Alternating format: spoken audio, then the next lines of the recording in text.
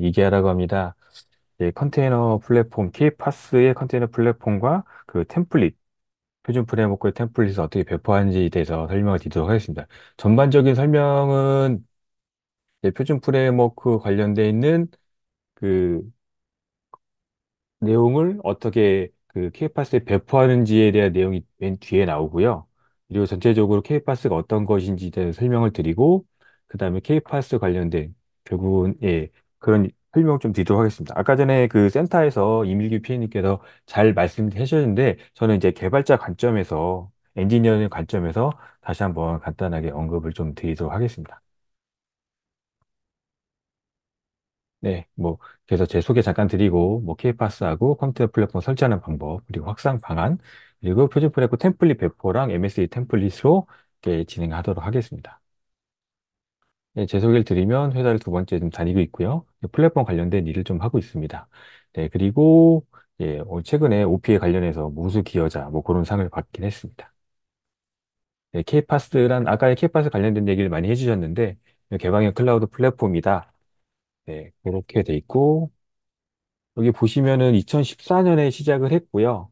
그리고 매년마다 계속적으로 새로운 버전을 발표했습니다. 발표하고 오픈소스 기반으로 돼 있고, 그리고 여기 오픈소스, 그 왼쪽에 보시면 오픈소스 활용하다 아래에 클라우드 파운더리라고 있고, 그다음 쿠버네티스라고 있습니다. 이제 뒤에도 다시 설명드리겠지만, 이제 시간이 흘러가면서 클라우드 파운더리를 이제 종료를 하고 쿠버네티스 넘어가는 추세고요. 그래서 클라우드 파운더리 자체는 이 로컬 PC에 설치하기 굉장히 까다롭기 때문에 용량이 되게 큰 쿠버네티스도 훨씬 많은 자원을 좀 차지하고 있기 때문에 그런 거에서는 조금 그 자원이 많이 소요된다. 그래서 클라우드 파운더리 자체로 그 로컬에 설치하기는 거의 아마 힘들지 않을까 좀 생각을 하고 있고요.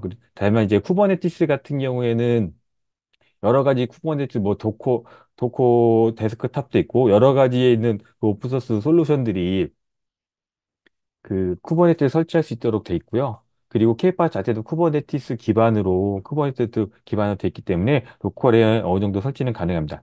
다만 아시겠지만 이 플랫폼이라는 것 자체가 서버 기반으로 돼 있다 보니까 이거 자체를 이 노트북이나 이런 한정되어 있는 개인 PC에 설치하기는 굉장히 좀 많은 자원과 그런 일들이 많이 소모되고요. 그래서 제가 여러 가지 계속 테스트를 좀 진행해 봤지만 결론적으로 말씀드리면 그 노트북에 모든 거를 다 돌릴 수는 없고요. 그래서 이제 경량화 프로젝트라고도 이렇게 그 명명하고 있지만 그 경량화 프로젝트인 건 이 K파스에 모든 걸 돌리기엔 좀 많이 부족합니다.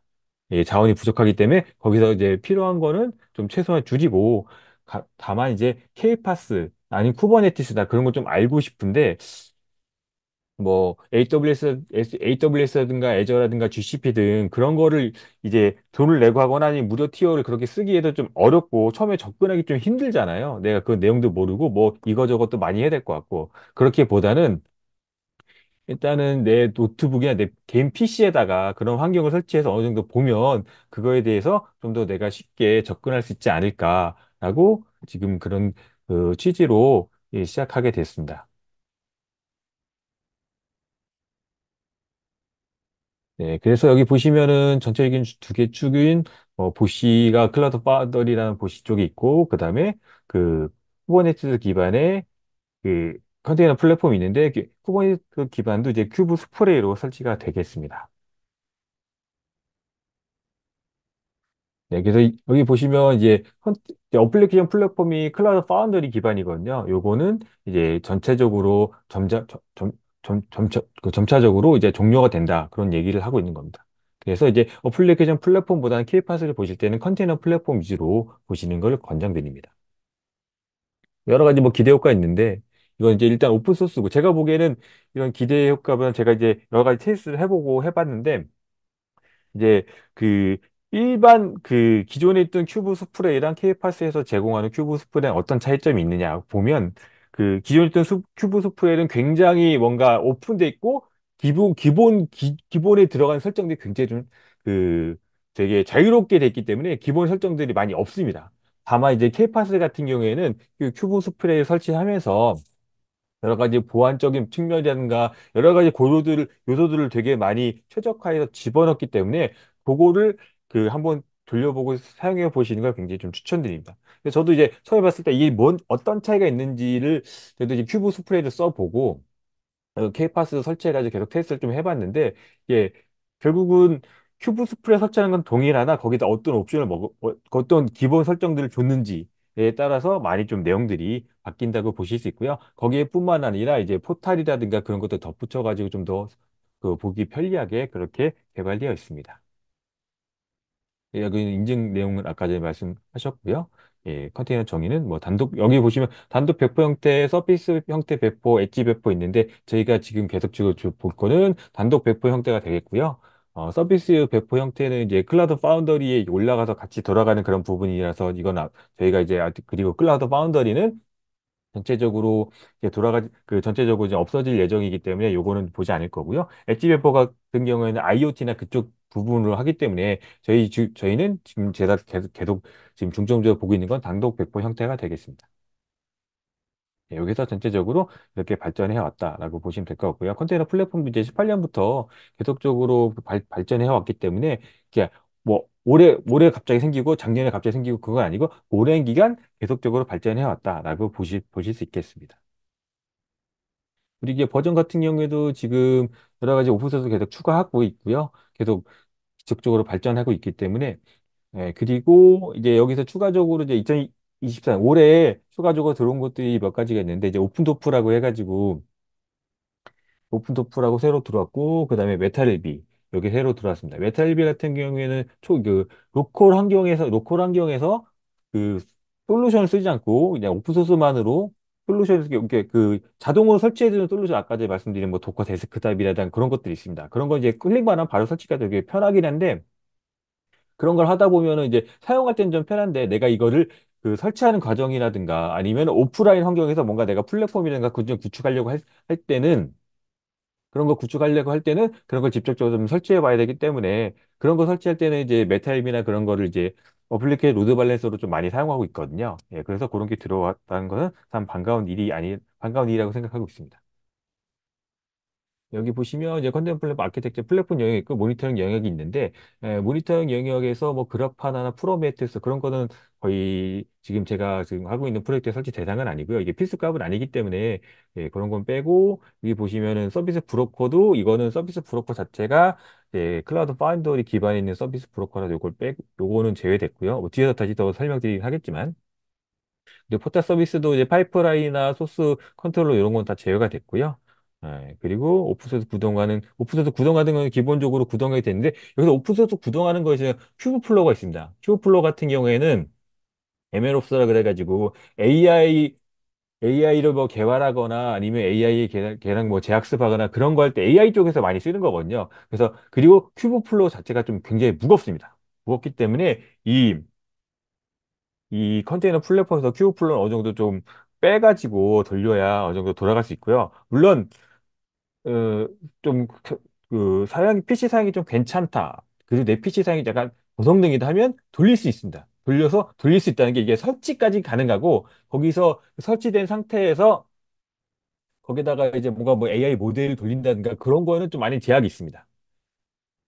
참고로 말씀드리면 이제 그 엔비디아에 나오는 그런 그 엔터프라이즈 GPU들이 있습니다. 뭐 V100, A200, H200 그런 GPU들은 기본적으로 메모리가 막 2테라, 1테라 그리고 코어도 막 32코어, 64코어, 128코어 뭐 그런 식으로 되고 그 가격 뭐 대단 가격만 해도 뭐 억대로 넘어가는 그런 가격들이 있어서 그런 결국은 말씀드리고 싶은 건 AI를 돌리려면 굉장히 많은 사양들이 필요하다. 그래서 로컬에서 못 돌리는 건 아닌데 이런 어떻게 보면 이제 그 쿠버네티스나 그런 케이파스 설치하고 거기다가 쿠버플로까 설치해가지고 굉장히 좀 무겁게 설정한 데서 내가 AI 모델 돌리겠다 하시는 거는 굉장히 좀 비추천 드린다는 거 말씀드리고 싶었습니다. 네, 이제 컨테이너 플랫폼 보는 화면인데요. 결국은 제가 그 경영학 프로젝트라고 얘기했던 것 중에서 이제 그 전체적으로 그 큐브 스프레이로 쿠버네티스를 설치하고요. 그 다음에 이 포탈까지 설치하는 것까지 해서 이제 경영학 프로젝트라고 시작했습니다. 여기 보면 이 포탈에서 뭐 포탈 UI 테라에 뭐 매트릭 API 있어가지고 이 매트릭 API에서 뭐 매트릭을 수집해가지고 관련된 내용을 보여주고 뭐 해석 모드라고 뭐 근데 멀티 클러스터 모더리에 이런 것도, 이런 테라맨에 이런 것도 들어는 가 있는데, 저는 로컬에서 하는 거잖아요. 로컬 노트북이나 로컬 PC에서 하는 거기 때문에 기능은 들어가 있으나 그 기능을 거의 활용하진 않을 겁니다. 활용하지는 않을 거고, 그 다음에 여기 보시면 매트릭 API로 뭐 관련된 자원이나 그런 거는 그 포탈을 통해서 볼 수 있습니다. 여기는 플랫폼 흐름도 여기 보시면, 예, 여기는 전체적인 흐름도가 되어 있고요. 뒤에 보시면 여기서 경량화 부분에서 어떤 것들이 좀 제외가 됐는지에 대한 걸 뒤에서 다시 보여드리도록 하겠습니다. 예, 설치 부분인데요. 설치 부분은 여기에 실제 들어간 거는 이제 베어그랜트가 들어갔고요. 베어그랜트 같은 경우에는 이렇게 다양한 환경에서 뭐 윈도우 환경, 맥 환경, 아마 리눅스 환경 그런 다양한 환경에서 동일한 그 환경을 만들 수 있도록 그렇게 해주는 그 오픈 소스였는데 요즘 오픈 소스에 좀 변경이 됐죠. 라이센스가. 예, 라이센스가 좀 변경이 됐고요. 근데 최근 버전은 오픈 소스는 아닙니다. 예, 그렇고요. 그리고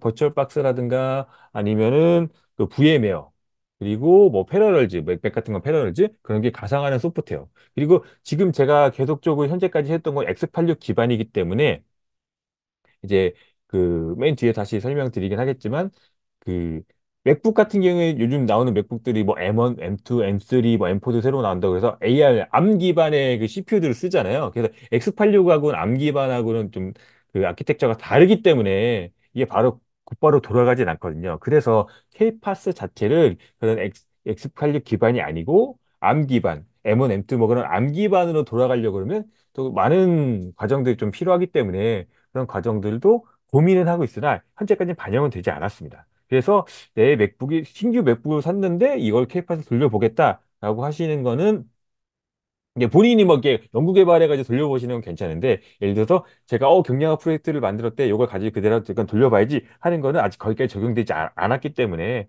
예, 그런 거는 좀 양해 말씀 부탁드리겠습니다. 예, 그리고 여기 큐브 스프레이하고 앤서블 기반으로 돼 있는데 요거는 케이파스에서 구동하기 위해서 실제로 이렇게 돌아가기 때문에 그런 오프셋을 지금 돌리는 오프셋을 적어 놓은 거고요. 그리고 요거는 이제 그 PC 환경에 돌리기 위해서 가상 환경 그리고 이게 PC가 한 대잖아요. 여러 개 PC 같이 돌리는 게 아니기 때문에 한 대에서 가상화 VM을 나눠서 돌리려고 지금 했습니다. 이것도 참고로 말씀드리면 작년에도 이런 관련 세미나를 잠깐 한번 했었고요. 그때는 마스터노드 한 개, 그 다음에 오코노드 두 개에서 세 개 정도를 구성을 했습니다. 근데 올해는 마스터노드 이중화, 마스터노드 두 개를 했고요. 그 다음에 오코노드 두 개 했습니다. 마스터노드를 또 이중화하려고 그러면 앞에 뭐 HF 프록시라든가 여러 가지 그 이중하는 그런 것들을 또 둬야 되기 때문에 약간 구현하는 방식이 좀 설치하는 방식이 좀 다르거든요. 다르기 때문에 그거를 좀 위해서 이중화를 해서 마스터노트를 두 개로 했습니다. 예, 여기 보시면 이제 이게 제가 지금 계속적으로 개발하고 만들고 있는 그 경량화 프로젝트인데요. 경량화 프로젝트에서 보시면 캣바스 로컬 버전이라고 되어 있고요. 이 로컬 버전에 더 제외된 건 파이프라인은 여기 보시면 이게 뭐 파이프라인 같은 경우에 뭐 CI/CD 그런 뭐 지속적으로 통합하고 배포하고 뭐 젠키스라든가 그런 것들인데 그런 것들은 여기 필수 요소는 아니기 때문에 제외했고요. 그 소스 컨트롤러는 뭐 기시라든가 SV라든가 뭐 SCM 매니저 뭐 그런 것들이라서 그거는 이제 이 파이프라인하고 소스 컨트롤러는 내가 이 플랫폼을 가지고 뭔가 개발을 하겠다.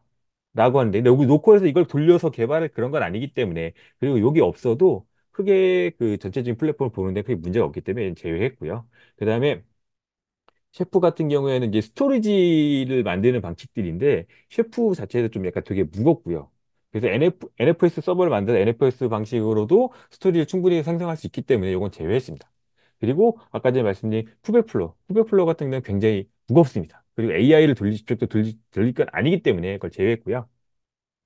여기 보시면 코어 기능은 이제 그 쿠버네티스는 당연히 코어 중에 코너죠. 그 컨테이너 플랫폼이기 때문에 컨테이너 직접적으로 관리해진 플랫폼이기 때문에 코어 기능이고요. 그리고 이제 포탈 같은 경우에도 이 코어 기능만 있고 거기다 포탈 정도는 있어야 내가 그걸 직접 들어가서 화면도 보고 그리고 어떻게 배포되는지 그리고 화면을 좀 UI 좀 편하게 좀 돼 있기 때문에 그런 걸 볼 수 있을 때 쓰는 거고요. 그리고 하버 같은 경우에는 이제 포탈을 사용할 때, 포탈을 설치할 때죠. 설치할 때 컨테이너 이미지를 여기 하버에다 저장하도록 되어 있습니다. 그래서 하버에다 저장해서 그 하버에 저장된 이미지를 가져다가 그 쿠버네티스로 배포하도록 돼 있어서 호텔 설치하려면 하버는 필수적으로 설치해야 되고요. 또 한 가지는 키클락 같은 경우에도 이 포탈에서 키클락을 활용해서 SSL 로그인을 시키거든요. SSL 로그인 시키기 때문에 그래서 필수로 들어갔고요. 그리고 포탈에서 또 매트릭을 수집할 때 볼트에 가지고 있는 그 기능을 활용해서 그 매트릭을 수집을 하겠습니다. 수집할 때 그 매트릭 API가 볼트의 기능을 쓰거든요. 그래서 볼트가 활성화가 안 돼 있으면 매트릭 수집이 안 됩니다. 그렇기 때문에 요거는 필수 기능을 넣습니다. 설치하는 과정입니다. 이렇게 보시면 좀 복잡할 수도 있는데 결국은 이제 제가 경량화라고 부르는 걸 이제 곰곰이 생각해 봤는데 기존에 처음에 생각했던 경량화는 이거였습니다. 아, K파스에 플로가 있으니까 아, 요것만 빼면 되겠구나 라고 생각했는데 그게 1.4 버전에는 통합이 돼 있었고요. 1.5 버전 넘어가면서 이게 그 스크립트가 분리가 됐더라고요. 분리가 돼서 그 따로따로 설치가 가능하도록 분리를 시켜 주셨고 그러면은 이미 그 센터에서 이걸 분리를 했는데 나는 과연 이 경량화 프로젝트를 어떤 걸 불러야 되느냐, 어떤 의미를 둬야 되느냐 생각하다가 생각하던 이거였습니다. K파스 같은 경우에 굉장히 소스도 많고 굉장히 많은 양의 소스를 받아야 됩니다. 그 소스를 받아서 써야 되는데 저 같은 경우에는 이걸 하면서 그 소스를 내부적으로 받아서 처리하는데 저는 이제 쉘 스크립트 4개, 5개 정도의 쉘 스크립트로 그 쉘 스크립트가 있으면 K파스를 설치할 수 있게끔 그러니까 이 레파지토리가 굉장히 가볍거든요. 다만 이제 설치할 때 케이파스에 있는 라이브러리 소스는 다 받아옵니다. 받아오는데 그 내부적으로 그 VM 안에서 받아오는 거지 그걸 직접적으로 내가 그걸 받아서 처리하거나 그러진 않습니다. 다만 그런 과정에서 인터넷으로 받아오기 때문에 인터넷 연결되어 있는 환경에서는 좀 연결이 돼야 된다. 그리고 인터넷이 느리면 설치를 하다가 그 연결하거나 그럴 때 그 큐브 스프레이가 돌아가면서 그 제대로 설치가 안 되면 중간중간 리트라이를 하거든요. 중간중간 다시 재시도를 하는데 너무 이게 인터넷 환경이 너무 느려서 뭐 파일 다운로드 받거나 그런 걸 할 때 너무 느리면 리트라이가 실패가 되면 전체적으로 중간에 실패가 돼버립니다. 그래서 가급적이면은 지금 이제 1.0이 버전이기도 하긴 했는데 1.0 환경에서는 이 환경에서는 좀 약간 빠른 대부분의 와이파이보다는 유선을 활용해서 쓰시는 걸 좀 권장드리고 있습니다. 그렇고요. 그리고 나서 나중에 이제 향후에 뒤에 그런 것도 다시 말씀드리긴 하겠지만 오프라인 환경도 당연히 고려를 하고 있습니다. 일단 오프라인 환경도 고려하는 이유 중에 하나가 대부분 이제 쿠버네티스 같은 그런 컨테이너 이미지 같은 경우에는 도커브에서 이제 다 빠져나가서 딴 데로 넘어갔습니다. 그래서 여러 번 받아 상관없는데 도커브 같은 경우에는 그 기존에 여러 가지 이제 수익화 사업을 하면서 다운로드 세수 제한을 뒀잖아요. 아마 이게 6시간에 100번인가가 그렇고 로그인하면 200번인가 그런데 이걸 몇 번, 한 세네 번 지었다 설치하면 그 횟수가 넘어버려요. 그래서 예전에 이것도 준비할 때 설치 막 하다가 안 되면 한 6시간에 몇 시 한참 있다가, 그러니까 오늘 하다가 오늘 저녁에 막 설치를 했다가, 이게 그 이미지 다운로드 횟수가 지났어요. 그러면 내일 해야 되는 거예요. 그런 식으로 점점 이해 하면 할수록 점점 그런 관절이 힘들기 때문에 이거를 좀 더 이미지를 받아서 재활용해서 오프라인 쪽으로 만들면 그런 시간도 단축되고 여러 번 계속적으로 돌릴 수 있다는 그런 장점들이 있기 때문에 그런 것도 좀 고려하고 있습니다.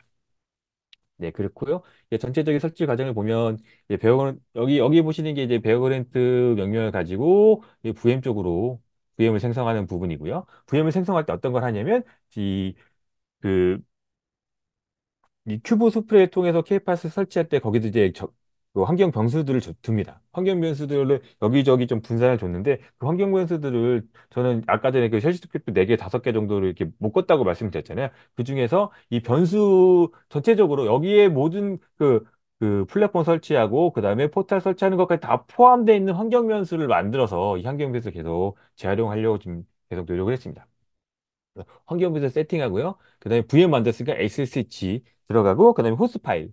호스 파일 같은 경우에는 여러분들이 요거를 예를 들어 로컬에다가 내 쿠버네티스 환경을 만든다고 고려할 때 어떤 걸 고려해야 되냐면 가장 큰 고려점 중에 하나 그겁니다. 대부분 하다 보면 다 중간중간에 이제 다른 거 기술 블로그나 그런 걸 다 보시면 어떻게 되냐면 중간에 다 IP로 합니다. 왜냐면 그 도메인 서버들이 없잖아요. DNS 등록이나 그런 걸 해야 되는데 그런 거를 이제 AWS 같은 거는 퍼블릭 클라우드는 다 DNS 서버도 있어서 거기다가 뭐 라우터 53이나 그런 데 등록해서 쓰면 되는데 로컬은 로컬 환경은 그게 아니거든요. 로컬 환경은 DNS 서버들 따로 구동해가지고 거기다 등록해가지고 그걸 연결하고 하는 과정이 너무 복잡하고 그렇게까지는 되게 힘들기 때문에 그런 과정을 생략하기 위해서 그러니까 결국은 도메인으로 내 노트북으로 접근하기 위해서 그럼 결국은 그거죠. DNS 서버는 호스트 파일 변경하는 건 동일합니다. 호스트 파일 변경은 VC나 자꾸 쳐다보잖아요. 그런 피싱이나 그런 것 때문에 그런 백신들이 쳐다보는 이유 중에 하나가 그런 건데 그래서 이걸 설치하면서 뭘 하냐면 저희가 접근할 수 있는 도메인 IP하고 호스트 파일을 제 로컬 PC에다가 설정을 합니다. 그래서 나는 도메인으로 접근할 거야. 네, 그렇게 설정하는 거고요. 그다음에 HA 프록시 같은 경우에도 HA 프록시는 아까 제가 말씀드린 마스터 서버 이중화, HA에서 이중할 때 HA 프록시를 설정합니다. 이 HA 프록시 같은 경우에는 이제 여러 가지 다른 방식도 또 있는데 뭐 큐브 VIP라는 뭐 그런 방식도 다른 몇 가지 방식이 또 있는데 일단은 그 K파스에서는 그 HA 프록시로 가이드가 되기 때문에 그 HA 프록시를 썼고요.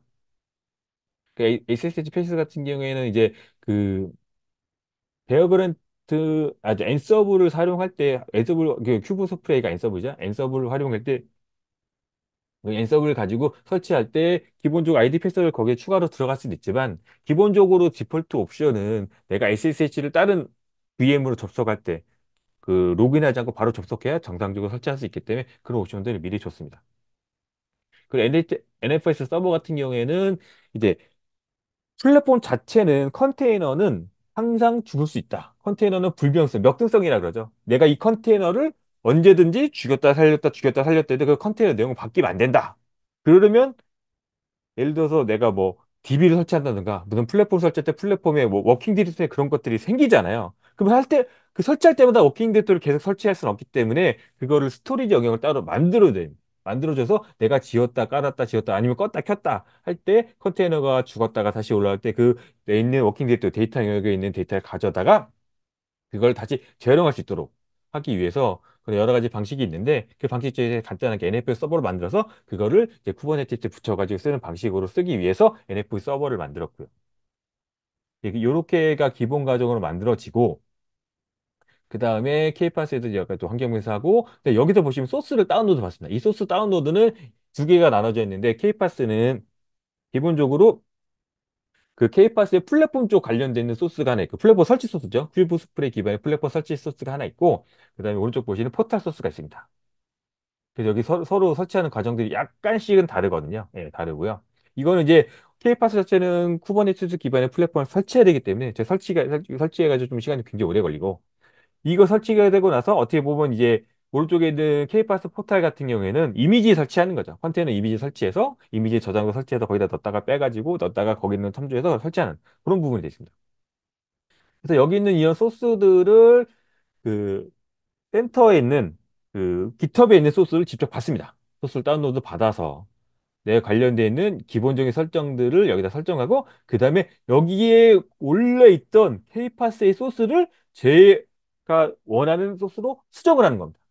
이렇게 되면 장점이 뭐냐면 제일 어떻게 보면 제일 간단하게 설치할 수 있는 방법이 이겁니다. K파스 관련된 소스를 받습니다. 그다음 내가 원하는 거도 환경에서 그런 거 막 다 그냥 거기는 직접 다 수정을 해가지고 만들어 그걸 돌리면 제일 편하거든요. 제일 간단하고.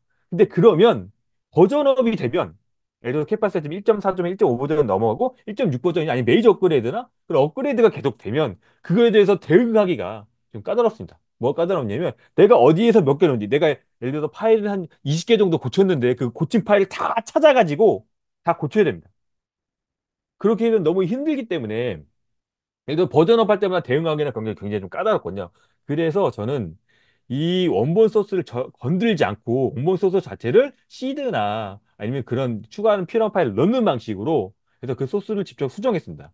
그래서 결국은 내가 받아서 수정한 결과물은 수정이 돼 있지만 이 원본 소스 자체를 수정하지 않았기 때문에 이게 수정하는 파일을 만들어서 그걸 쉘 스크립트 만들어서 수정한 거거든요. 그렇기 때문에 원본 소스가 얼마든지 수정해도 그거에 대응하는 게 되게 좀 빠르게 간단하게 대응할 수 있다. 왜냐면 어떤 소스를 수정했는지 여기 그 소스를 IC라고 그러죠. 그 소스 코드로 딱 적어놨기 때문에 그걸 다 확인할 수 있습니다. 이것도 마찬가지고요. 예, 이것도 동일하게 환경에서 설정하고 소스 받고 그다음에 소스 수정하고 그다음에 호스트 얼라이언스라는 게 있습니다. 이게 어떤 거냐면 아까 전에 말씀드린 것처럼 플랫폼 자체를 그 도메인을 접근하는 경우는 크게 뭐 많지는 않을 거라고 생각합니다. 그렇게 많지는 않을 거고요. 이제 포탈 같은 경우에는 도메인을 접근해야 되고 도메인을 접근해가지고 내가 예를 들어서 뭐 kpass.io 뭐 그런 식으로 들어가서 보고 싶은데 portal.kpass.io로 보고 싶은데 이 호스트 얼라이언스는 어떤 의미냐면 컨테이너에 호스트 맥을 그러니까 컨테이너에 여기서 보시면 호스트 설정을 내 로컬 PC 했잖아요. 그걸 컨테이너에 한다고 보시면 됩니다. 이거 같은 경우에는 이제 키클락과 SSL 연동해야 되는데 키클락이 그런 IP나 그런 걸 좀 모르고 있기 때문에 각각 서로 다른 컨테이너들이 공통되어 있는 호스트 파일을 공유를 해야 되거든요. 근데 도메인이 있으면 DNS에 등록하면 간단하죠. 하지만 저희는 도메인이 없기 때문에 이 호스트 얼라이언스라는 방식으로 간단하게 등록을 했습니다. 이것도 스크립트로 만들어 놨기 때문에 간단하게 처리를 할 수가 있겠습니다. 여기 보시면 이게 결국은 이거는 이제 베어그랜트 파일이거든요. 베어그랜트 파일에서 보시면 이제 그 기존의 1.4 버전이 우분투 20 버전이었고요. 이제 1.5 버전 넘어가면서 우분투 22 버전으로 넘어갔습니다. 우분투 22 버전 업그레이드 거기에 대해 대응해 준 거고 노드 IP는 이제 임의로 줬습니다. 이거는 원하신 대로 바꿔도 되고요. 이제 이게 그 사설 IP로 줬고요. 100번대는 거의 안 쓸 것 같아도 100번대로 명칭을 했고요. 그리고 여기다 이제 메시지 같은 경우는 KBus 1.5.1 버전이고 제 버전은 1.0 버전이다라고 이제 적어놓은 거고요. 기본적으로 이제 2코어에 4기가로 VM 하나당 그렇게 정했습니다. 이거 같은 경우에도 이제 그 버추얼 박스가 코어나 메모리를 정하는 방식이 예를 들어 지금 제 PC는 6코어, 물리 6코어인데 버추얼로 해가지고 12코어까지 쓸 수 있거든요.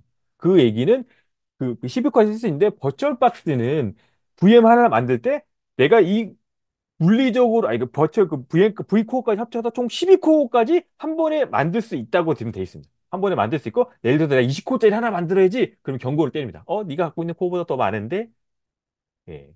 그렇기 때문에 제가 일단 이 코어의 4기가로 만들어서 케이파스 플랫폼과 포탈까지 설치를 하면 처음에 설치할 때는 좀 버벅이고 좀 힘들어하는데 어느 정도 설치하면 좀 안정화가 되고요. 거기다 이제 MSN 템플릿 그런 것까지 얹으면 약간 되게 불안정한 수준으로 좀 바뀌고 있어가지고 그거는 좀 더 고민을 좀 해봐야 될 좀 부분이긴 합니다. 네, 그렇고요. 그래서 이 코어 사기가를 기본적으로 줬고 하다 보니까 내가 메모리나 그런 게 좀 너무 많은 것 같다. 이게 코어 같은 경우에는 조정을 해가지고 이제 대부분 0. 몇 코어 막 그런 식으로 좀 많이 쓰기 때문에 실제로 내가 뭔가 여기서 뭔가 내가 이 플랫폼을 돌려가지고 뭔가 할 건 아니라서 그 안정화되면은 코어는 그렇게 많이 쓰지 않거든요. 다만 이제 기본적으로 먹는 메모리들이 좀 많이 있습니다. 그래서 그런 메모리들은 여기다가 더 추가하거나 그러시면 될 것 같고요. 그리고 요거 같은 경우에는 이제 버추얼 박스를 좀 오래 쓰다 보면은 버추얼 박스에 있는 그 어댑터 같은 경우에 오류가 나는 경우가 있어서 오류가 안 나는 부분으로 좀 찾아가지고 이걸 좀 적어놨습니다. 그리고요, 네, 여기 보시면 워커노드 두 개, 네, 마스터노드 두 개로 됐습니다. 그래서 워커노드는 1번, 2번을 워커노드가 먼저 생성되고요. 기본적으로 설치를 할 때 여기 보시면 이게 한 번에 설치하는 베어그리트 업 하면 쫙 전체적으로 설치하도록 되어 있습니다. 그래서 문제가 없다면 한 3, 40분 후에 모든 설치가 다 끝나도록 스크립트가 작성이 되어 있는데 그러려면 기본적으로 보시면 베어그랜트나 앤서블이나 그런 걸 사용할 때 모든 VM들이 다 설치되어 있다는 전제 설치를 하고 있습니다. 근데 베어그랜트 같은 경우에는 설치를 할 때 여기 보시면 1번, 2번, 3번, 4번 이건 옛날 거긴 한데 아무튼 여기 네 개의 VM이 설치될 때 VM을 먼저 설치를 해야 되잖아요. 그런데 그 케이파스나 그런 케이파스에 설치한 스크립트를 여기 좀 이제 연구를 해봤는데 케이파스 스크립트에 마스터 너버 1번 노드를 그 베이처 노드라고 하죠. 1번 노드를 그 앤서블 서버라 그러는데 결국은 앤서블이 실행할 수 있는 서버가 되려면 1번이 맨 마지막에 실행돼야 됩니다. 이 얘기가 뭐냐면 여기 보시면 순서가 베그랜트에서 여기 보시면 워커로드 1번 실행하고요. 2번을 실행했습니다. 그리고 마스터 노드를 1번이 실행하고 2번을 실행하면 마스터 노드 1번 실행할 때 설치를 하도록 돼 있어요. 1번 실행할 때 스크립트 실행해가지고 쿠버네티스 막 설치를 하는데 그럼 2번 실행이 아직 안 됐잖아요. 그 2번은 실행이 안 된 상태죠. 그럴 수는 없기 때문에 어떻게 했냐면 1번하고 2번을 다 실행하고 여기 리버스 줬습니다. 그러면 얘는 2번부터 생성이 돼요. 그래서 마스터 노드 2번이 먼저 생성되고 그 다음 1번이 생성됩니다. 결국은 워커 노드 두 개, 마스터 노드 두 개가 다 생성된 상태, VM이 다, 리눅스가 다 생성된 상태에서 돌아가는 겁니다. 워커로드는 크게 뭐 할 일이 없기 때문에 이제 커먼 세팅만 하는 거고요.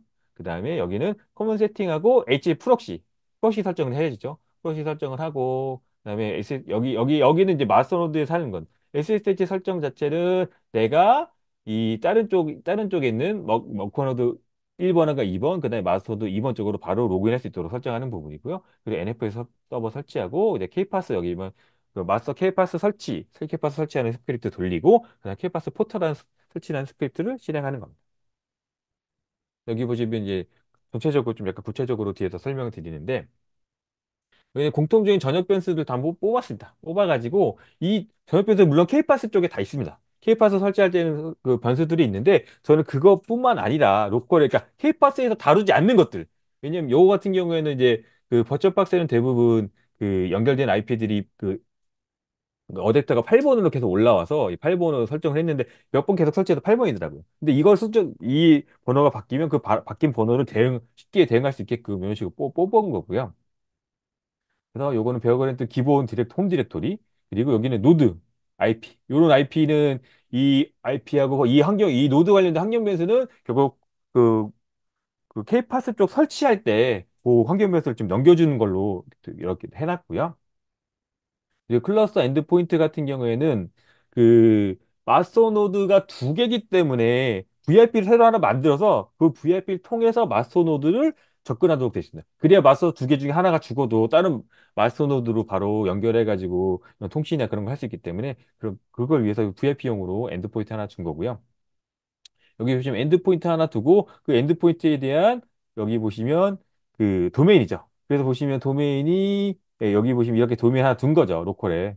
나는 클러스터 엔드포인트로 이렇게 둔 이유 자체가, 이거는 여기 이 프로젝트 이것만 위해서 그렇게 둔 건 아니고, 나중에 혹시 보시면 그 쿠버네티스나 그런 거 쓰실 때 내가 그 마스터노드나 그런 거를 IP나 여기 변경될 수도 있거든요. 아니면 마스터노드가 추가되거나 뭐 그런 게 생길 수도 있습니다. 근데 그러면 IP를 하는 것보다는 도메인을 먼저 설정하고 IP를 매핑하고, 모든 사람들은 도메인만 바라고요. 나중에 IP를 좀 더 쉽게 변경될 수 있기 때문에 IP를 직접 접근하지 않고 도메인을 따로 뒀습니다. 그리고요. 여기 보시면 K파스 포탈 IP에서 이거는 이제 이 K파스 플랫폼 설치되고 포탈 설치되면서 포탈을 직접적으로 접근한 IP입니다. 접근한 IP로 201번을 설정했고요. 그리고 도메인 같은 경우는 뒤에 이게 도메인을 똑같이 둬가지고 그 좀 더 편하게 들어갈 수 있도록 이렇게 지정한 겁니다. 그래서 여기 보시면은 포탈 같은 경우에는 볼트, 하버, 키클라, 포탈 요 정도 네 가지 정도로 직접적으로 접근할 수 있다고 보시면 될 것 같습니다. 이걸 화면들이 다 각각 있거든요. 예. 이 화면들을 접근할 수 있도록 만들었고요. 그 OS 기본 공통 설정 같은 경우에는 여기 보시면 기본적으로 뭐 업데이트 한번 해주고요. 그리고 요거 약간 옵션 같은 건데, 그냥 그 중간중간에 보시면 중간에 쉘 스크립트나 아니면 리눅스 관련되어 있는 설정들이나 그런 걸 보면 로그 같은 거 볼 때가 있거든요. 이제 쿠버네티나 그런 거 설치하다 보면 로그를 봐야 됩니다. 로그를 볼 때 시간대가 UTC로 돼 있으면 더하기 8 더하기 9 그렇게 해야 돼서 할 수는 있는데 직관적이지 않아요. 그래서 이거를 이제 시간을 서울로 좀 바꿔놨고요. 그리고 SSD 설정하기 위해서 이런 설정들 풀어놨고, 여기 보시면은 여기 맨 아래에 있는 세 번째 있는 SS 설정이 우분투 20 버전에는 이 경로가 아니었어요. 근데 이 우분투 22 버전 넣어봐가면서 60 뭐 클라우드 IMG 뭐 이런 식으로 바뀌었더라고요. 여기서 이제 추가로 이 설정들이 바뀌었기 때문에 이걸 이제 추가로 줬고요. 그리고 이제 호스트 파일에다 보시면 호스트 파일도 자동적으로 생성하도록 돼 있는데, 이제 변수를 받아서 변수 처리하는 걸로 해놨습니다. 그래야 앞에서 글로벌 변수가 바뀌면 뒤에서 다 변경이 되기 때문에 좀 더 편하게 돌아갈 수 있도록 이렇게 설정이 되어 있습니다. 예, 그리고 이제 VIP 설정하는 부분들. VIP는 Keep Alive하고 그 다음에 H 프록시 설정하는 부분들입니다. 이렇게 설정하면은 기본적으로 VIP는 잘 돌아가도록 테스트가 된 상태입니다. 그래서 요거는 이제 마스터 첫 번째, 마스터 두 번째 이런 식으로 설정해서 그 스크립트에 돌리면 되고요. 여기 보시면은 이제 마스터나 이런 것도 아까 전에 보는 글로벌 변수로 공통화 처리됐고요. 여기 인터페이스에서 공통화 처리해놨고, 예, 이렇게 다 처리가 된 상태입니다. 그래서 여기는 뭐, 그 접근하는 거 소스 IP, PIP, PL 이렇게 왔다 갔다 변경할 수 있도록, 예, 이렇게 처리가 된 상태입니다.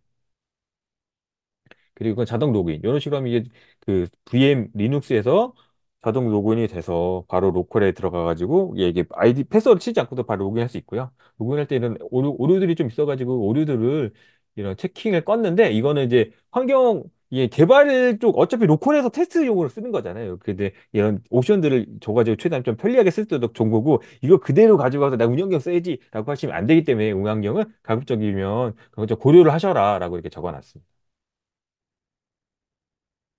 예, 그리고 NF 서버 같은 경우에 서버 설치하는 부분. 요거는 이제 기본적으로 우분투 그 NF 서버 설치하는 부분이 되겠습니다. 그래서 여기 참조 보시면은 여기 그 임의 아래 참조에다가 그 실시간으로 깃허브에 이렇게 올라온다고 하셨잖아요. 거기에 대해 보시면 이게 관련되어 있는 걸 참조를 여기 보시면 그 내용을 볼 수가 있겠습니다. 그리고 여기 보시면 기본적으로 그 환경변수 설정하고요. 그 다음에 여기 겁니다. 이게 이 소스를 여기서 이 경로에서 소스를 받는 거죠. 이 경로에서 소스를 받아서 소스 받을 때 여기 가장 중요한 게 케이파스에서 가장 중요한 환경 변수들이 있습니다. 마스터노드는 몇 개 할 거야? ETC 타입은 외부로 둘 거야? 내부로 둘 거야? 그럼 로드 밸런서는 뭐 도메인은 뭐야? IP냐? 도메인이냐? 그리고 마스터노드의 IP나 그런 게 도메인은 뭐 이름은 뭐야? 호스트 네임 뭐야? 이런 식으로 설정하는 게 돼 있고요. 그 스토리 타입은 뭐 룩셰프야, NFS야 이렇게 돼 있고 그 다음에 NFS라면 NFS 서버 IP는 뭐야? 예, 그렇게 돼 있는 거랑 그 다음에 여기 보시면 메탈 IP 레인지하고 요즘엔 그 인그레스 엔진엑스 쪽 IP가 있는데 이제 여기서는 이제 로드 밸런서 타입으로 해가지고 아까 전에 제가 말씀드린 예, 전에 보시면 여기죠. 여기 보시면 로컬에서 201번으로 접근할 거라고 돼 있죠. 이 IP가 여기에 들어가는 겁니다. IP. 아, 나 201번이야. 아, 나 로드 밸런서 IP 201번 쓸 거야. 라고 여기다 설정하는 거죠. 그리고 나서 이제 각 컴포넌트를 받습니다. 이미지 다운로드 받고 받은 이미지 다운로드 여기다 이제 그리고 마지막에 보시면 여기 소스 수정하는 부분들이 있잖아요. 이게 여기는 소스 수정하는 겁니다. 아 여기는 이제 우분투에서 우분투 이미지 자체 우분투에서 이런 에러들이 계속 나서 이거를 피드를 통해서 이 IP4를 빼는 부분이죠. 빼고요. 그다음에 요거 같은 경우에는 이게 기본적으로 쿠브 스프레이나 쿠브 스프레이 설치할 때 그 etcd를 짝수로 두면 안 돼요. ECC가 지금 여기 두 개잖아요. 근데 하나나 세 개나 365, 357 이렇게 홀수로 둬야 돼서 짝수로 두면 얘가 에러가 발생되기 때문에 에러를 무시하는 옵션을 추가로 더 가지고 아, 나 무시할 거야. 난 좀 테스트인데? 이러면서 이렇게 무시하는 옵션을 이렇게 추가로 뒀습니다. 아니면 여기서 계속 에러 나거든요. 이렇게 에러 둔게 있고요. 그리고 요거 같은 경우에는 이제 그 이런 이런 내용들을 좀 바꿔가지고 실행할 수 있게끔 추가로 둔 거고요.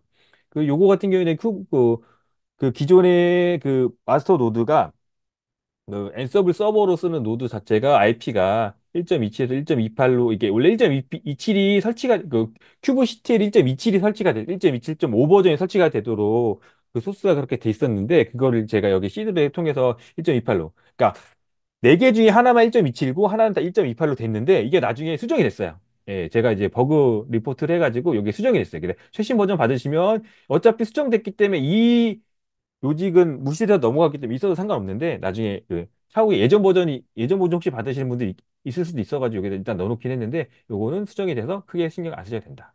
근데 중간중간 보면 에코나 이런 거 찍는 것들이 로그를 보시면 로그가 너무 길어요. 그래서 중간중간 보시면 얘네 에코를 좀 찍어줘야 어디서 돌아가는지를 좀 찾기가 편하거든요. 그래서 이렇게 찍어놨어요. 여기서 설치 로그를 보시면 이렇게 설치 로그 쭉쭉쭉 나오고 성냥 쫙 되고 기본적으로 그냥 큐브 스프레이만 가지고 쿠버네티에 설치해도 한 2, 30분 정도 걸립니다. 오래 걸려요. 그래서 예전에 제가 이제 클라우드 관련돼 있는 쿠버네티에 관련돼 있는 세미나 갔을 때 그런 이제 큰 그런 클라우드 관련된 이런 거의 CSP 수준으로 이제 관리해주는 그런 업체가 뭐라 그랬냐면 크브스프레이가 너무 오래 걸려가지고 자기네들은 크브스프레이 분석에다 필요한 것만 뽑아가지고 기존에 또 원래 크브스프레이 안 쓰고 앤서브를 따로 만들어 쓰고 있다라고 그렇게 얘기할 만큼 이게 좀 전체적으로 모든 걸 다 총괄하다 보니까 좀 오래 걸리긴 합니다. 그런데 제가 판단했을 때 이거를 계속 쓰는 것도 어떻게 보면 나쁘지 않으니까 테스트 정도고 여기다가 많은 기능들을 내가 필요한 옵션들이 많이 있거든요. 그래서 이 옵션만 바꾸면 바로바로 적용될 수 있게끔 전체적으로 다 있기 때문에 좀 이제 시간이 오래 걸리더라도 이걸 쓰는 것도 나쁠 것 같지 않다. 그리고 그 K-파스 자체가 큐브 스프레이 기반이 됐기 때문에 이런 거 쓰시는 것도 괜찮을 것 같다고 생각을 하고 있습니다. 그래서 전체적으로 쓰면은 나중에 제가 이런 엔드라고 이렇게 에코로 이렇게 좀 올려놓도록 돼 있습니다. 이렇게 돼 있고요. 그리고 이제 포탈 같은 경우에는 여기 보시면 포탈은 예, 똑같습니다. 예, 이제 동일하고요. 포탈 갖고 여기는 이 경로에서 디렉토리를 만든 다음에 이 이제 포탈은 이미 쿠버네티스가 다 설치가 됐어요. 설치가 된 상태로 진행하는 겁니다. 설치가 된 상태로 마스터 1번에서 지금 VM으로 진행하는 상태고요. 설치가 다 됐고 변수 적용하고 그 다음에 디렉토리 만들고 그래서 파일을 받습니다. 파일을 받으면 이렇게 zip 파일이 떨어질 거고요. 떨어지고 여기도 마찬가지로 이제 포탈 이제 변수 정의하는 거죠. 여기서 변수 정의하는 건 마스터 노드는 두 개일 거고 호스트 네임 이거고 그다음에 클러스터 타입은 뭐다. 근데 클러스터 타입 같은 경우에는 원래 여기에 기본적으로 뭐 1번, 2번 수적으로 돼 있어가지고 이게 뭐 이게 오픈 스택이냐 뭐 AWS 뭐 그런 식으로 정하는 건데 저희는 뭐 로컬에 설치하는 거기 때문에 크게 의미는 없어서 이제 1번이 오픈 스택일 겁니다. 오픈 스택으로 일단 이제 해놨습니다. 그리고 여기 보시면 이미지 풀 폴리시 정책이 기본적으로 올레이즈로 돼 있어요. 이 스크립트 자체가. 그래서 올레이즈는 뭐냐면 내가 이미지를 받을 때만 항상 이미 레지스트에 다운로드 받게 있어요. 근데 이제 로컬에 살 거잖아요. 로컬에 자원이 부족한데 그걸 새로 받으면 계속 늘어지고 나는 이미지 이미 있으니까 있는 이미지 활용하자. 이거는 이제 로컬 정책, 로컬에서 이제 테스트 용도로 쓰는 거기 때문에 이렇게 바꿔놨고요. 뒤에서 또 다시 말씀드리긴 하겠지만 그 이걸 계속 테스트하는 과정에서 이제 MS 템플릿 테스트하는 과정에서 케이파스에서 아까 전에 말씀 보안 정책 그런 것도 되게 우수하게 잘 됐다고 말씀드렸잖아요. 보안 정책 중에 기본적으로 모든 이미지가 올레이즈로 항상 모든 이미지를 새로 받도록 설정이 돼 있었어요. 그 설정 부분도 중간에 제가 설정 부분을 바꿔버렸거든요. 빼버렸어요. 왜냐면 로컬 테스트 할 때 너무 한정된 자원에서 계속 이미지를 받으려고 하다 보니까 너무 힘든 거예요. 그래서 그거 정책에서 바꿔서 이미지를 이제 강제로 오프라인으로 좀 넣어가지고 이제 계속 로드 시키고 뭐 그런 식으로 좀 진행하긴 했거든요. 그래서 그런 설정도 좀 있다. 예, 그렇게 보시면 될 것 같아요. 그래서 그런 설정들 여기서 좀 바꾸는 옵션들이다. 예, 예, 그렇게 이해하시면 될 것 같습니다. 그래서 여기 배포 스크립트 이렇게 설정해서 실행을 하면 실행할 때 보시면 그 로그를 따로 이렇게 만들어 놨거든요. 그리고 기본적으로 케이파스는 플랫폼 설치한 플랫폼 로그를 따로 설정해서 그 로그를 따로 저장하도록 되어 있습니다.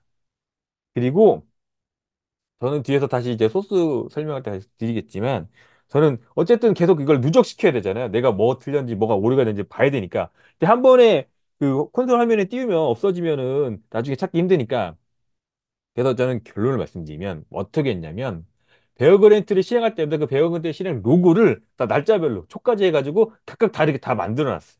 그래서 이제 그 스크립트를 돌리면 그 날짜를 갖고 와서 그 초 단위로 해가지고 바로바로 생성되고 그래서 제가 몇 번 돌렸는지 돌린 횟수만큼 베어 그랜트 로고가 나오고요. 마찬가지로 그때그때마다 이런 포탈 로고도 자동적으로 생성할 수 있도록 그렇게 좀 만들어 놨습니다.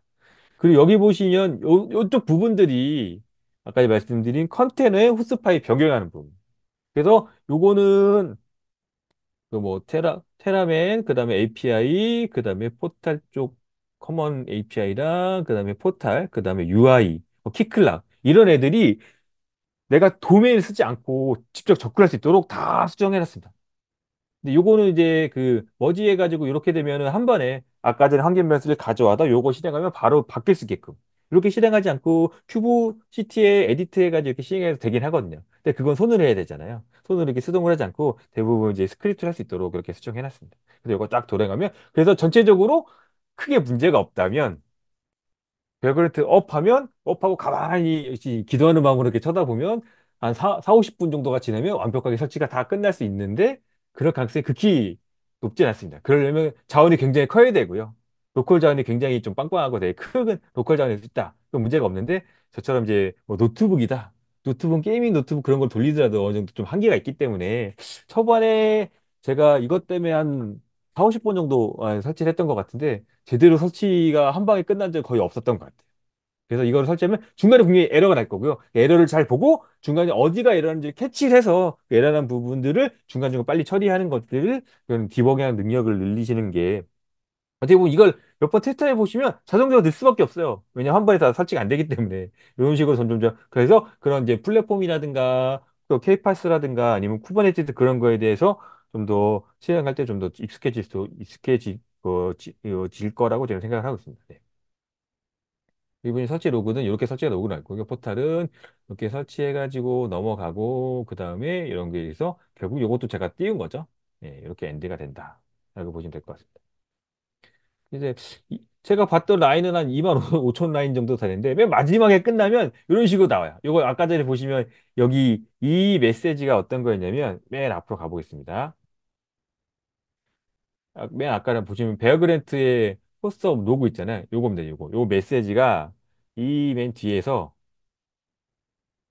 이렇게 나오는 거죠. 이렇게. 요걸 보시면 아 반갑다. 끝났구나라고 생각하시면 돼요. 그래서 보시면 이게 데모 화면이거든요. 제가 이거를 녹화해가지고 동영상을 만들어 봤습니다. 이 보시면 결국은 모든 게 다 설치되고 K파스까지 설치되고 나서 포탈까지 올려놓은 상태에서 지금 메뉴 한 번씩 다 눌러보는 겁니다. 이게 한 1분에서 2분 정도 소요되는데 보시면 전체적으로 지금 보시면 안 나오는 메뉴가 없습니다. 그 데이터까지 다 나오고요. 전체적으로 다 돌아가서 정상적으로 돌아가 있는 모습을 보실 수 있겠습니다. 이게 K파스 1.5.1 버전으로 만든 저희 로컬 버전 1.0.0 버전의 제 노트북으로 돌린 결과물이 되겠습니다. 여기 보시면 있는 메뉴 한 번씩 다 눌러봤고 눌러보면 전체적으로 메뉴가 이렇게 다 나오는 걸 보실 수 있습니다. 여기서 전체적으로 하나씩 눌러서 저쪽에 보고 이렇게 볼 수 있고요. 그리고 요런 아까 전에 그 뒤에 아까 전에 잠깐 이렇게 로그나 그런 거를 잠깐 중간중간 잘라서 잠깐 보여드리긴 했는데 로고도 다 이런 식으로 만들어 놨어요. 로고도 약간 이런 식으로 동영상을 만들어 놔가지고 제가 조금 이따가 보여드릴 저쪽 이제 깃허브라든가 아니면은 기타 페이지에 가보시면 거기서 다 올려놨어. 다만 로그가 40분짜리 로그를 볼 수는 없잖아요. 그래서 이제 좀 이제 시간을 좀 빠르게 해가지고 지금 올려놨습니다. 여기 보시면 이런 데이터들을 다 하나씩 하나씩 눌러서 정상적으로 되는 거를 보실 수 있겠습니다. 거의 다 왔고요. 그래서 매니지먼트 쪽에 뭐 유저 이렇게 보시면 사용자 나오고 리스트에서 이렇게 하나씩 보면 롤이 어떻게 돼 있고 커터는 어떻게 설정돼 있고 커터 여기 보면 커터 설정이 안 돼 있어도 안 나오는 겁니다. 리미트도 그렇고요. 그리고 인포 쪽에 보시면 이런 식으로 나와 있고요. 프레데이스트는 이런 식으로 돼 있다. 여기 보시면 되겠습니다. 여기에 전체적으로 설치된 모습으로 보실 수 있겠습니다. 그래서 이제 확산 방안인데요. 그럼 과연 제가 이걸 왜 이걸 만들었냐면 아까 이제 중간중간 앞에도 설명드리긴 했는데 초반에 이걸 한 번 하고 이제 작년에 한 번 했었어요. 한 번 하고 나서 한 번 하고 이제 세미나를 하고 약간 그냥 개인적으로 끝나는 게 좀 아쉽더라고요. 아쉬워서 야 이거보다는 이제 이런 설명 저도 이제 이걸 오픈소스 하고 싶었거든요. 이제 공개도 하고 오픈소스 하고 물론 그 제가 세미나나 그런 자료들 올려놓긴 있긴 있지만 별도의 레파이트 따가지고 세미나에 포함되는 게 아니고 레파이트 따서 그런 거 좀 배포를 배포보다는 이제 좀 공개를 해야겠다라고 생각하고 그다음에 여러 가지 오픈소스나 그런 걸좀 서칭을 해가지고 다른 오픈소스 어떻게 하고 있는지 라는 걸 좀 봤습니다. 그래서 제가 기타 페이지를 만들었거든요. 여기서 보시면 전체적으로 여기서 여기 내용 좀 계속 좀 중간중간 수정을 하고 있고요. 그래서 깃허브에다가 이렇게 리드미를 좀 이렇게 열심히 좀 작성을 했고요. 그리고 일단 테스트는 X86 기반의 맥북으로 테스트를 했습니다. 근데 X86 기반이기 때문에 윈도우도 충분히 돌아갑니다. 그래서 깃허브를 이렇게 만들었고 이렇게 그리고 문서가 또 있어야 되잖아요. 문서 같은 경우에도 이렇게 만들어 놨습니다. 그래서 향후에 버전업이나 그런 거 할 때 좀 더 여기다가 좀 내용을 적어서 왜냐면 이 깃허브에만 적어 놓으면 좀 보기가 힘들어요. 그래서 이게 깃허브 페이지 좀 이게 약간 블로그처럼 이게 깃허브 블로그 그 오픈소스 활용해서 쓴 건데 이런 식으로 좀 와서 좀 더 좀 쓰기 편하게끔 이렇게 좀 만들었습니다. 이렇게 만들었고 그래서 이걸 잠깐 보여드리면 이게 지금 깃허브에 올라가 있는 겁니다. 여기 보시면 이게 첫 화면 그리고 여기 관련된 설명들 좀 이렇게 적어놨고요. 이렇게 적어놨고 그다음에 아까 전에 보신 화면 걸었고 여기 보시면 이렇게 되죠. 아, 이 날짜 이렇게 실행하면 나는 그 파일이 이렇게 생기거든요. 날짜, 시간 이렇게 해가지고 이렇게 생기고요. 그다음에 이건 베어그랜트 업 해서 이렇게 하면 이제 로그가 여기 파일로 쌓일 거고요. 그다음에 그걸 뭐 중지하는 거, 그다음에 업되는 거. 그래서 여기 보시면 베어그랜트 로그 설치하는 거, 베어그랜트 쪽이랑 그냥 플랫폼 쪽 로그들. 이 보시면 이게 그 한 4, 50분짜리 로그를 압축해가지고 한 1분 안짝으로 다 줄여놨습니다. 이렇게 보시면, 전체적으로 다 설치되는 모습들을 보실 수 있어요. 그래서 이제 플랫폼 쪽에는 그 플랫폼 설치하는 쿠버네티스나 거 설치하는 건 나오고 베어버네트는 뒤에 보시는 베어버네트에 포탈 쪽 관련된 것도 뒤에 나오거든요. 지금 위에 보시면 돌아가는 게 포탈 쪽 관련된 거 밟고 있는 거예요. 예, 포탈 쪽이 이제 소스가 좀 커서 예, 예, 그렇게 나오는 걸 보실 수가 있겠습니다. 근데 전체적으로 설치가 되면 이렇게 다 런닝 상태로 볼 수가 있습니다. 이게 플랫폼을 다 설치된 상태고요. 뒤에서 다시 설명드리긴 하겠지만 푸준풀이하고 MS의 템플릿도 이런 식으로 다 런닝 상태로 만들었어요. 예, 그래서 이게 뒤에 캡처된 걸 보실 수 있겠고요. 그래서 로컬 PC 세팅할 때는 아까 호스트 파일 세팅한다고 말씀드렸잖아요. 이렇게 맥북은 이런 식으로 세팅하면 되고 그 다음에 윈도우는 뭐 이런 식으로 세팅하면 예, 이게 자동화해서 이제 스크립트 좀 만들어 봤습니다. 예, 그리고 뭐 스택이나 그런 거 좀 적었고요. 전체적으로 이게 있는 구조들 적었습니다. 도큐멘트, 여기 이미지, 이 이미지는 여기 도큐멘트 이미지죠. 여기 이미지랑 뭐 로그 파일 어디다 넣는지. 그래서 다시 보시면 결국은 여기에 대해 가장 중점적인 건이 그 백그라운드 파일하고 스크립트입니다. 백그라운드 파일을 잠깐 보시면요. 아까 전에 제가 그 설명드렸던 내용 그대로 적혀 있습니다. 이렇게 그대로 적혀, 요게 다고요. 요거랑 여기 보시면 하나, 둘, 셋, 넷, 다섯, 여섯, 일곱, 여덟 개. 요거까지 아홉 개. 아홉 개 파일로 다 설치 가능합니다.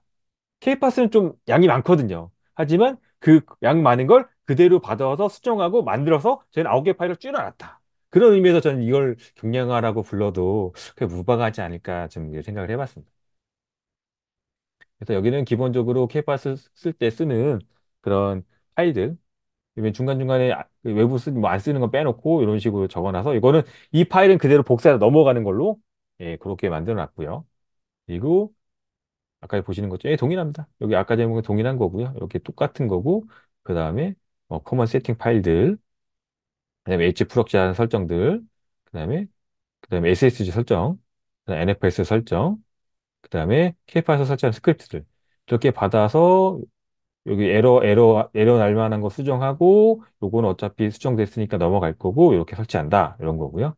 그다음에 K버스 포탈도 마찬가지로 여기서 전체적으로 여기서 만들어가지고 디렉토리 만들고 파일 받아서 압축 해제하고 포탈 변수 정의하고 스크립트 돌리고 나서 다 설치가 끝나면 왜냐면 컨테이너에 호스트 네임 변경하는 건 컨테이너가 생성된 다음 할 수 있기 때문에 컨테이너 생성되고 이렇게 바꾸겠다라고 해놓은 거예요.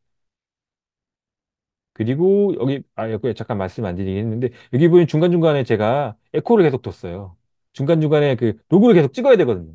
이걸 안 찍으면 40분 동안 계속 쳐다보는데, 어디가 어딘지 잘 구분이 안 갑니다. 분명 어디서 에러가 났는데, 어딘지 잘 모르겠어요. 그래서 이거는 그 에러 때문에 시작하고 끝을 제가 이렇게 적어 놓은 겁니다.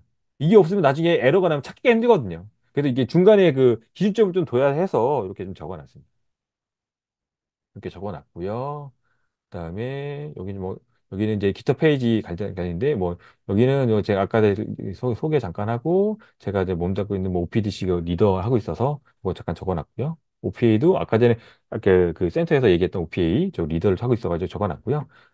핵심은 여기입니다. K파스. K파스 뭐 정의와 동작 원리하기 여기는 아까 전에 이제 발표 장표가 거의 유사하게 좀 해놨습니다. 발표 장표가 유사하고요. 뭐 인증도 이렇게 받고 이렇게 진행하고 있다. 이게 네 개가 나오는 거고 그 다음에 플랫폼 동작 원리 보시면 이렇게 동작한다. 요것도 똑같고요. 그다음에 여기 인스톨 부분, 여기 인스톨 부분이 예, 좀 많이 다를 수 있습니다. 예, 적용 기술 같은 경우 요것도 예, 전체적으로 다 비슷하게 합니다. 적용 기술 이렇게 돼 있고 구성 요소, 예, 구성 요소도 그렇게 있고 예, 그다음에 뭐 설치 과정 이렇게 돼 있다. 이제 설치 과정에 로그, 예, 여기 로그도 여기 똑같이 넣었죠. 예, 그래서 이렇게 돌아간다. 이렇게 예, 설치 과정 그 데모도 여기 넣어놨고요.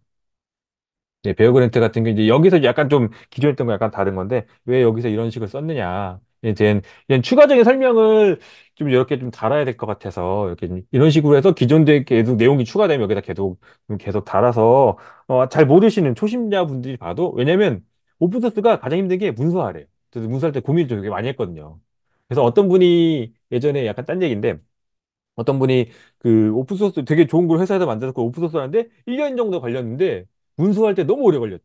기존에 소스 정리하고 하는 거 다 했는데 그만큼 더 문서할 때 공을 들이고 뭐 했다고 해서 그러니까 오픈소스가 문서화가 잘 안 돼 있으면 오픈소스가 활성화가 잘 안 되더라고요. 예, 그래서 이제 문서화에도 좀 신경을 썼습니다. 그래서 여기 보시는 것처럼 이렇게 문서 쳤고, 이것도 마찬가지로 리버스해서 이런 식으로 쳤다라는 거 좀 설명을 달았고요. 여기도 관련된 설명들. 근데 추가적으로 그 중간중간에 보시면 소스만 돼 있는 건데 소스에 다 설명을 달 수 없으니 여기다가 어떻게 하는지에 대한 설명을 그래서 추가적으로 이렇게 달았고요. 그다음에 계정. 계정도 또 IP 패스, 아이디 패스도 다 정해져 있는데 그거 모르면 또 들어갈 수가 없거든요. 그래서 이런 것도 다 따로 나눠가지고 이렇게 쓰고 있다. 이런 계정들 따로 분리를 했고. 그리고 나서 나온 것들이 팁 같은 경우에. 자, 계속적으로 들어가면 이제 VM으로 직접 들어가서 확인이나 그런 거 할 수 있기 때문에 SSH로 이렇게 들어갔는데 여기 이유는 뭐냐?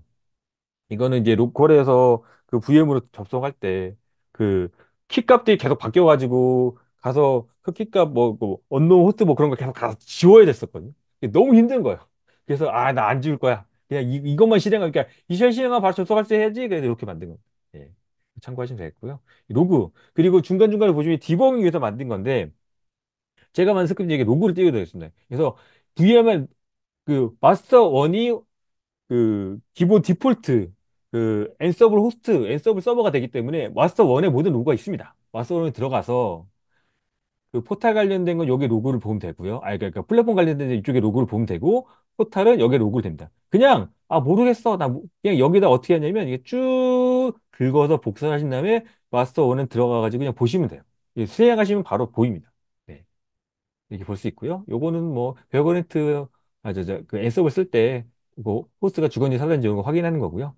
그리고 뭐 이런 게 에러 같은 거 날 때 예, 그 베어거네트 있는 게스 최신 파일 설치하면 좀 이제 완화되는 측면도 있어서 그거 적어 놓은 거고요.